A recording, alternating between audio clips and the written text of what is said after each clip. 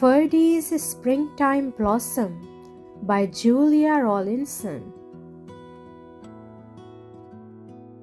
The wood was full of the chirruping, bustling, sing-song sounds of spring.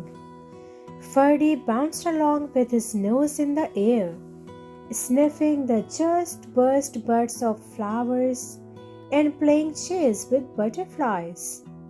With his head spinning with sights and sounds, he tumbled happily down the hill into the sunny orchard. But when he picked himself up from the ground, he couldn't believe his eyes.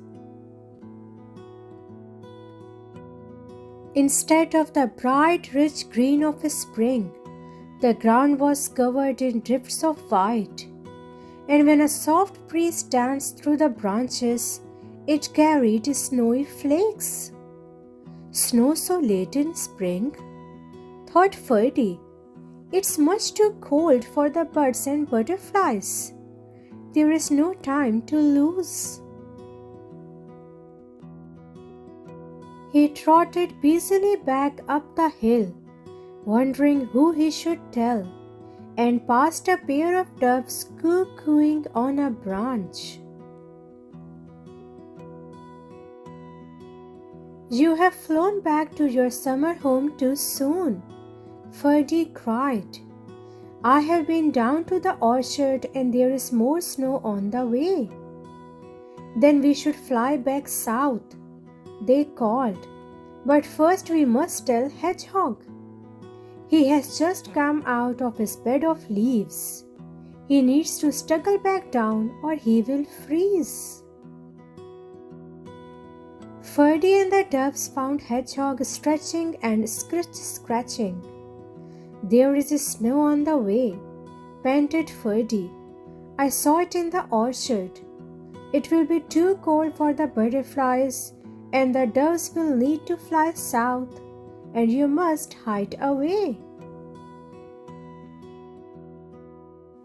"Then I should crawl back into my bed," snuffled Hedgehog sadly. "But first we must tell a squirrel that he needs to hunt for food. He has eaten all his winter score of nuts. He will need to find some more." Ferdie, Hedgehog, and the doves found a squirrel scampering after sunbeams. "Snow is blowing in from the orchard," gasped Ferdie. "It will be too cold for the butterflies, and the doves will need to fly south. And poor Hedgehog must go back to bed, and you must find some food." "You are right. I have eaten my spring feast," said a squirrel. "All my stores are gone. But before I hunt for more, we need to tell the rabbits to munch as much grass as they can before the snow falls." Ferdie, Squirrel, Hedgehog, and the doves hurried off again.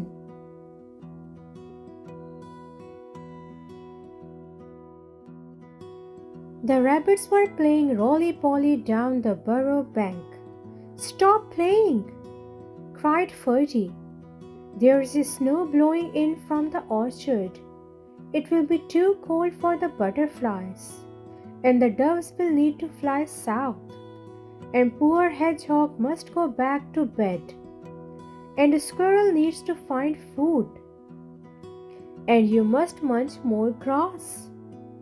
But before we eat," said the rabbits, staggering dizzily to their feet,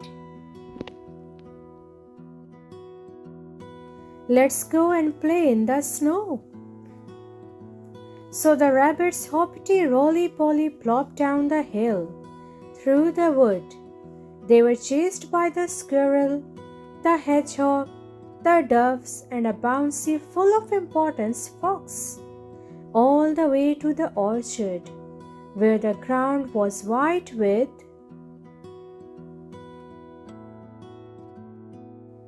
blossom bobbing in the branches, blossom blowing in the breeze, blossom blanketing the ground and not a snowflake to be found. That's blossom, not snow, you dirty fox, the animals cried. Ferdie blinked and rubbed his eyes, feeling very silly. But then the animals scooped up paw and clawfuls of blossom from the ground and covered him in a tickly shower of fluttering white petals. Ferdie dodged about between the trees, showered from the sky and every side, until at last they all collapsed in a blossomy, soft white heap. Then the doves fluttered back to their branch with beakfuls of blossom to line their nest. Hedgehog snuffled off up the slope, his prickles dotted with tiny white petals. Squirrel went chasing up and down trees after snow-white petals that danced in the breeze, and the rabbits bounced back up the hill with blossom to brighten their burrow. But Ferdie just lay smiling in his soft blossom bed, watching the frothy blossom branches bobbing overhead.